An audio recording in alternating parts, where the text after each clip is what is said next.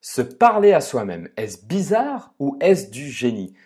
Avez-vous déjà remarqué que vous vous parlez à vous-même? Avez-vous aussi peut-être déjà entendu dans des endroits publics quelqu'un se parler à lui-même, peut-être même avoir une discussion?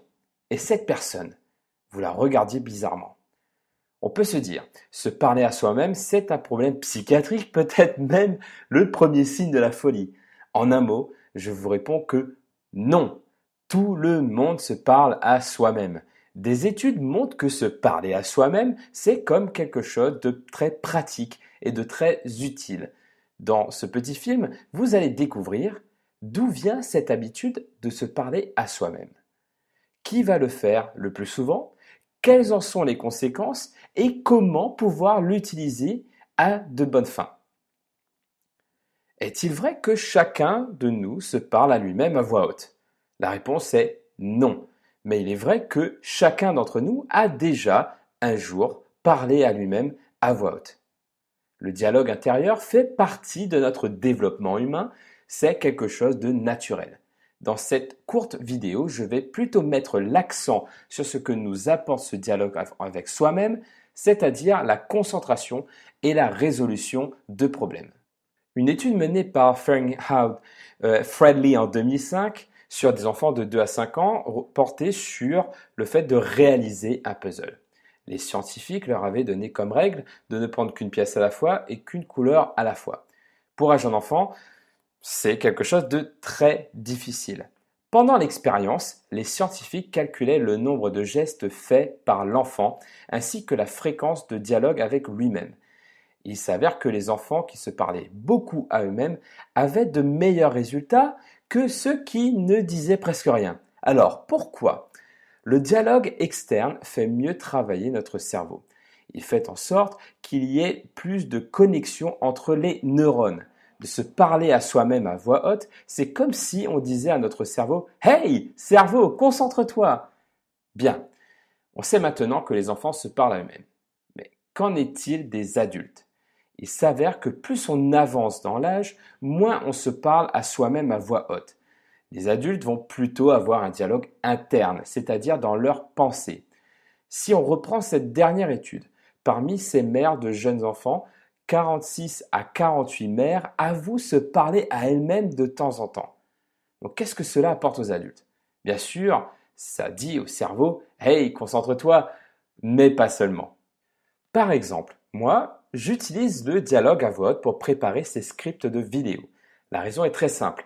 Cela me permet de me concentrer sur les textes que je rédige pour les vidéos, mais cela me permet aussi de travailler les textes avec d'autres perspectives et de prendre du recul. Grâce à ce dialogue, je vois si le texte que j'écris a du sens, s'il est bien construit, etc. Se parler à soi-même, intérieurement, va influencer ce que l'on va dire ensuite. Mais ceci fonctionne dans les deux sens. Si vous êtes conscient, cela peut jouer sur vos émotions. Une étude menée par Kendall et Treadwell en 2007 justement sur l'anxiété a montré que des participants de cette étude avaient peur du vide. Il s'avère que leur manque de calme avait un fort impact sur leur psychique et état mental et tout ceci augmentait la peur.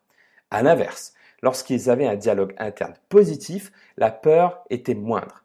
On peut expliquer ceci par la métaphore suivante. Prenez un verre rempli à moitié d'eau et ce verre est votre cerveau. Il est composé de deux substances, l'air et l'eau. L'air, c'est tout le négatif, ce que nous fait perdre confiance en nous. L'eau, c'est tout le positif, ce qui donne l'envie et l'entrain. Et les idées négatives sont comme l'air. Elles se trouvent toujours au premier rang. Elles dominent.